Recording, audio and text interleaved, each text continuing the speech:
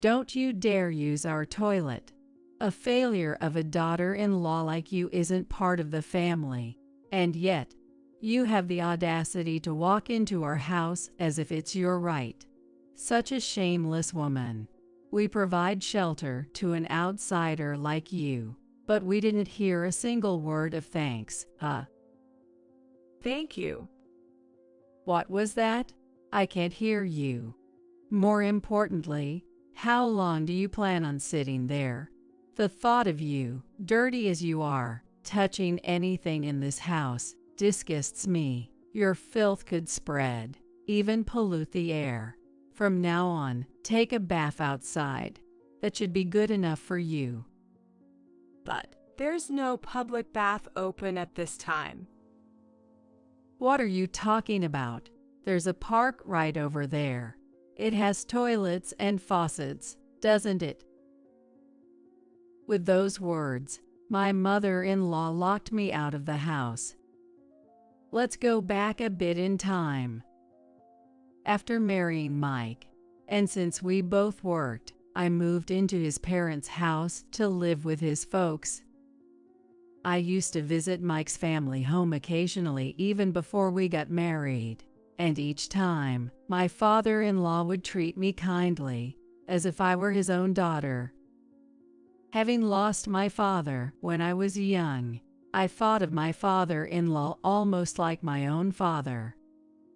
However, just before our wedding, my father-in-law fell ill and had been hospitalized by the time we started living there. On the other hand, my mother-in-law, in stark contrast to my father-in-law, started treating me coldly. In front of Mike's dad, she would smile and act gently towards me, but as soon as he was gone, she would say things like, "Your cooking is too salty. Are you trying to make me sick? The air feels worse when you're around," almost like verbal abuse. My mother-in-law, a stay-at-home wife, always at home, made the times we were alone together the most difficult. I began working longer hours just to avoid going home. My mother-in-law's sarcastic comments only grew more frequent as I continued to work late every day. Before I knew it, she would nag at me every time she saw my face and sigh exaggeratedly. One day, after coming home from work, I was greeted by my mother-in-law's usual scowl, telling me, "Don't walk around the house with your dirty body. You'll make everything dirty." I was hungry and wanted to eat dinner first, but reluctantly headed to the bath. However, my mother-in-law, standing in front of the changing room, looked at me with a disgusted frown. "You're not thinking of using our bath, are you?" But I thought I should clean off the dirt." Clean yourself outside. The audacity of thinking you can use our bath. How brazen of you. Outside, but at this time there are no public baths open nearby. If you go far enough, you'll find a place that's open, won't you? Look it up yourself. I'm a germaphobe after all. The mere thought of an unsanitary person like you in the same house makes me sick. What should I do then? You staying in the house will just spread the dirt. After all, a daughter-in-law isn't really family, so manage your own baths and toilet outside. How can I manage that? Quiet. There are toilets in the park. And there's even a faucet for bathing, right? Stop dawdling and get out. With that, my mother-in-law pushed me out. Standing outside the closed door, I was dumbfounded. I was used to being scolded with harsh words daily, but this was a first. I thought surely I would be allowed to use the bath by the next day, so I spent the night at an internet cafe a few stations away. But this thought of mine was naive. Days passed, and I was still not allowed to use either the bath or the toilet. I resorted to bathing at public baths using my paycheck and relieving myself at a nearby park. Yet my mother-in-law's unreasonable demands didn't stop there. She eventually said, "Since I'm letting you live here, it's only right you give me your earnings. Rent. It's rent. Trying to live and eat for free. How utterly low can you be?" The money was meant to help support my mother living alone in the countryside, but overwhelmed by Lisa's insistence, I ended up handing over my salary. Mike saw how I was treated, but always put his mother first. Even on cold days when I had to go outside to use the restroom, he would turn a blind eye. Sometimes, he would even join his mother in mocking me. Over half a year of living with them, the treatment never improved. It only got worse. Why did I have to endure such treatment? I thought about this time and again. But Mike was on his mother's side, and his father was in the hospital. My own mother had suffered from stress-related illness in the past, and I didn't want to worry her. I had no one else to rely on. So I had no choice but to endure the unreasonable treatment every day. Life at home was tough, filled with constant nagging. Since all my earnings were handed over to my mother-in-law, and Mike certainly didn't give me any allowance, I couldn't even afford to spend time outside to escape.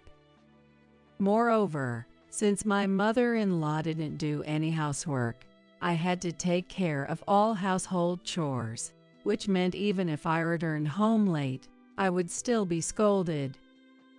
I couldn't afford new clothes or even a visit to the hair salon, so my days were spent feeling increasingly worn out, both physically and emotionally. Occasionally, I looked forward to visiting the public bath with the little money I had left after work, but between Lisa's complaints about me slacking off on housework and financial issues, I couldn't afford to go every day, and my body started to develop itchiness and other signs of distress. One day, as I was heading to the park to use the restroom, as usual, I saw my father-in-law. I remembered that he was scheduled to have a day out from the hospital, as his health had improved. I had planned to pick him up later, but it seemed he had managed to come back on his own. With the same kind and unchanged smile, my father-in-law greeted me as if nothing had changed. "Naomi, what are you doing here?" Just going to the restroom. "The restroom, the restroom. Don't we have one at home? Is it broken? No, it's not that. Is something the matter?"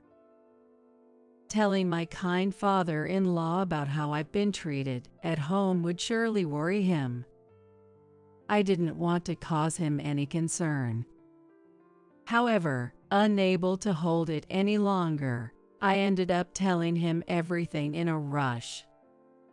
I've been told that I'm not part of the family, so I shouldn't use the toilet or the bath in the house. "What?"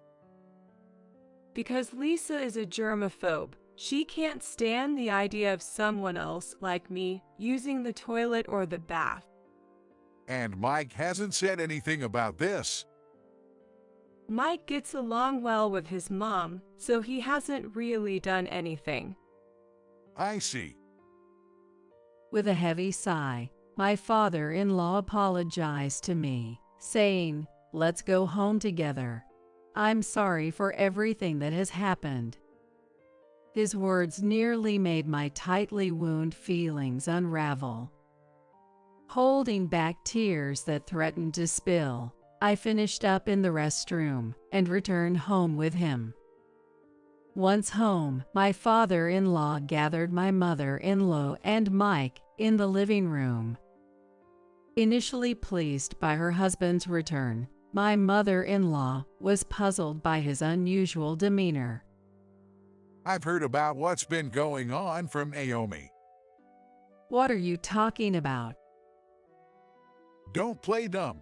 I heard you've been denying Naomi access to our home's toilet and bath because she's not family. Well, that's... And on top of that, you've been taking all of her salary, haven't you? Why would you know that? My mother-in-law glared at me. However, my father-in-law stepped between us, shielding me from her gaze. That's not right. You should be reflecting on how you've treated Naomi. Yes, she's an outsider, but she came to be part of our family by marrying Mike. Instead of welcoming her with gratitude, you've treated her terribly. We were all strangers before becoming a family. It's precisely because we're strangers that we need to be considerate to become a family. What have you been doing, and Mike? Mike flinched when his name was called. You're her husband. You're protecting the wrong person. It's not about always defending your mother. You need to protect your wife. That's a husband's duty. But No buts. You're an adult, Mike. It's time to start acting like it. Mike, visibly intimidated by his father's calm yet stern demeanor, glanced at his mother. it's not like we were intentionally neglecting Naomi, right, Mom? In a moment of desperation, Mike looked to his mother for support, who quickly turned back to face her husband after a brief glance at Mike. No, you've got it all wrong. Mike told me, if Naomi doesn't use the toilet or bath at home, we can save on the water bill, and since her salary belongs to us, we should take it all. I said I couldn't do such a cruel thing, but Mike insisted. Hey, Mom, what are you talking about?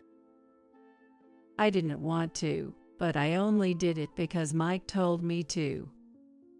Don't make stuff up. It was you who started it, saying you couldn't stand Naomi using the water facilities, and you were the one who first said we could live better if we had free reign over Naomi's salary. Oh, to think you would start saying such things to your own mother. Mike and his mother began to blame each other. I couldn't keep up with what was happening in front of me and could only stare blankly, unable to say anything. They were both insisting they weren't at fault.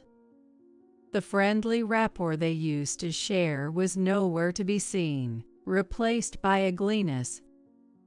Next to me, my father-in-law sighed deeply. Enough. I've heard enough of both of your feelings. You're both arguing over who is not at fault without even offering a single apology to Naomi. You should be ashamed. Both of you. Get out of the house right now. Cool off. With that, my father-in-law quickly kicked them out of the house.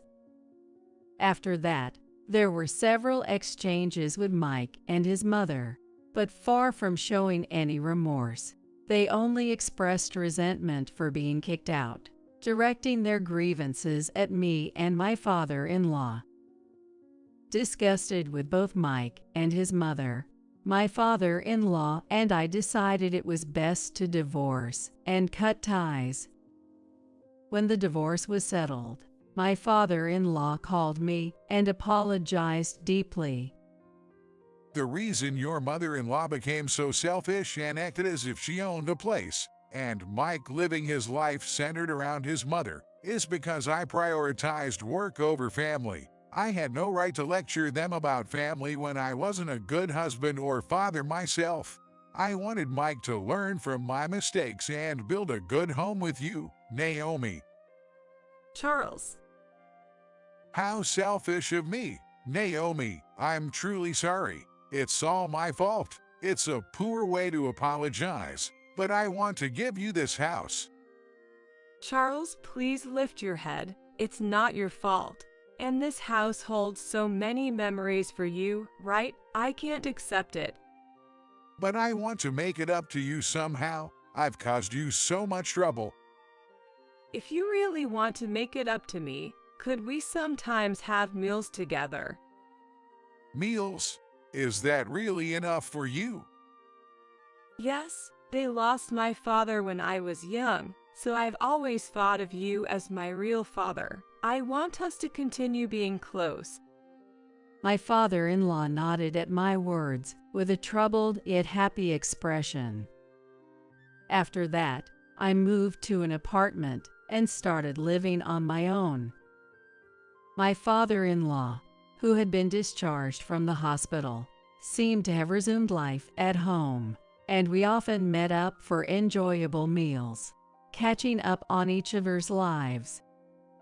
In the course of our conversations, my father-in-law expressed a desire to meet my mother. It occurred to me that, apart from the wedding, my mother and my father-in-law had not met since. Although I divorced Mike, if I was going to maintain a relationship with my father-in-law, it seemed like a good idea for the three of us to have a meal together. About 3 months after the divorce, my mother, my father-in-law, and I went out to eat. Surprisingly, my mother and father-in-law got along well, and the meal went pleasantly.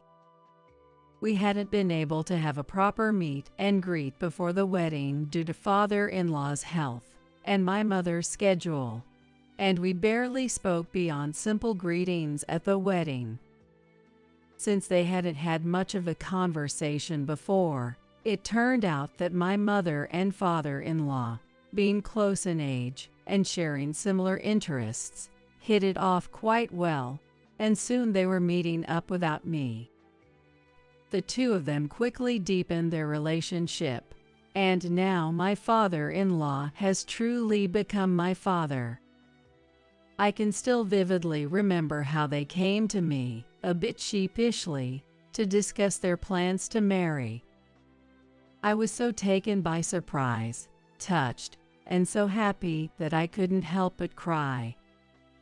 My mother moved out from the countryside, and I gave up my apartment, so now the three of us live together happily in that house. As for Mike and his mother, according to what I've heard from my father-in-law, they're somehow managing to get by. Mike seems to be working hard to support his mother, but their relationship seems to deteriorate day by day due to her constant complaints and unreasonable demands. With me gone, it seems all of Mike's mother complaints have now turned towards him. Recently, overwhelmed by the stress of his job and the strain of living with his mother, Mike quit his job without discussing it with her. She seemed furious with him, but realizing that someone had to work to live, she reluctantly started working. But having been a stay-at-home wife and somewhat naive about the world, she struggles to find a suitable job and keeps quitting soon after being hired. From time to time, my father-in-law receives requests for financial assistance from Mike and his mother, but he has consistently refused them. He tells me and my mother they may be my family from the past, but the family I need to cherish now is this one right here, and he would look at us tenderly as he spoke. Besides, he continued, If there's anything I can teach those two now, it's that they might understand the pain of others through their own hardships. Maybe if they learn to be kinder to people, someone willing to help them will come along. He seemed a bit sad saying this. I, too, think about the future and the hardships it may bring, but I hope to never forget to be kind to others and cultivate a heart that considers others' feelings.